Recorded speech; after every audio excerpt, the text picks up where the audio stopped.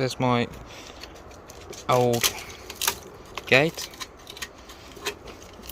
as you can see, rotting away, the screws rotted and fell out, falling apart. So I had to take it off the gate, and as I did, my neighbour across the road was chucking out a wooden bed. Asked me if I needed the wood, so I took it, and that's it, the replacement gate. But the problem is, at the moment, all we're using to keep it locked is that.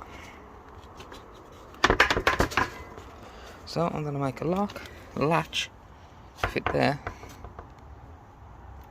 and that's what we're going to do today. Okay, you probably just saw the gate, so now I'm going to make a gate lock. What I'm going to use is this 6mm by 30, that's about 1.25 inches by 1/4 inch. I'm going to start by heating this end up.